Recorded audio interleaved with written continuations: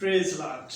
मसीह यीशु के बबरकत जलाली अजीम फतह नाम में पास्टर तारिक जॉर्ज का सलाम आप सबको कबूल हो। आज मैं आपके लिए एक नहायत खूबसूरत खुदा के कलाम में से एक आयत का चुनाव करते हुए लेकर आया हूँ।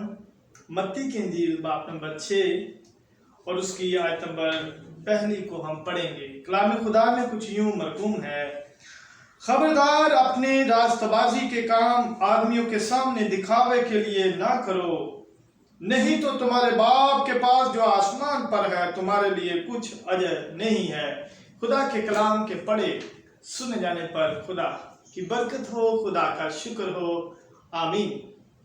अजीज बहन भाइयों, आपने नहायत खूबसूरत कलाम को आज सुना, उस आयत को जो मसीह यीशु ने अपनी मुबारक जुबान से हमारे लिए कलामे अक़दस को फरमाया और आपकी और मेरी ज़िंदगी के लिए ये नहायत खूबसूरत तरीका उन्होंने सिखाया कि हमें किस तरह की ज़िंदगी गुजारनी है।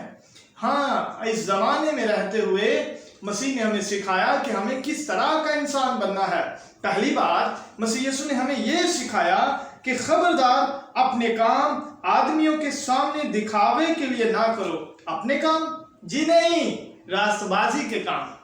बाइबल मुकद्दस हमें बताती है कि हमें रास्तबाजी के काम लोगों के सामने दिखावे के लिए नहीं करने।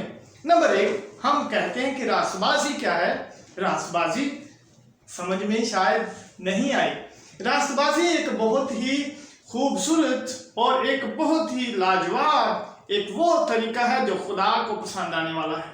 रास्तबाज का मतलब क्या? सीधे रास्ते पर चलने वाला या सही रास्ते का चुनाव करने वाला या ठीक कामों को करने वाला। जी हाँ, बाइबल हमें सही काम के लिए खुदा हमें चुनाव करता है। हम कभी पहले गलत हुआ करते थे, लेकिन जब से मसीह जिंदगी में आया, मसीह ने हमें सही कर दिया। उसी को रास्तबाजी कहा जाता है। बाइबल में रास्तबाजी के काम यानी कि अच्छे काम सिर्फ दिखावे के लिए नहीं करना। क्या मैं ठीक कह रहा हूँ? जी हाँ, बाइबल कहती है कि तू रास्तबाजी के काम लोगों के सामने दिखावे के लिए ना कर। कई बार हम अपने आप को दिखावे की खिदमत करते रहते हैं। कैसे? कई बार हम अपने दोस्तों पड़ोसियों से जायजा लगा सकते हैं।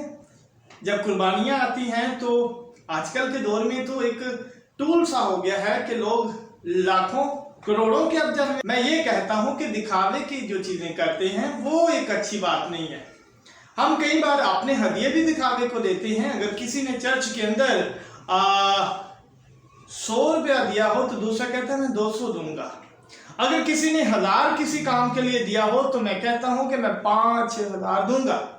तो कहते कहते करते करते बात लाखों में चली जाती है, लेकिन समझ नहीं आती कि मेरे पैसे कब मकबूल होंगे और कौन पसंद करेगा और किस तरह मुझे खुदा को देने चाहिए। हम तरीके भूल जाते हैं खुदा को देने के, तो हम सिर्फ और सिर्फ इंसानों को, आदमियों को दिखा रहे होते हैं जिससे खुदा राजी नहीं होता। मसीह यीशु ने हमें इस बात के लिए ये सिखाया था। आइए हम भी सीखें कि हमने रास्तबाजी के काम किस तरह करने हैं। Thank you.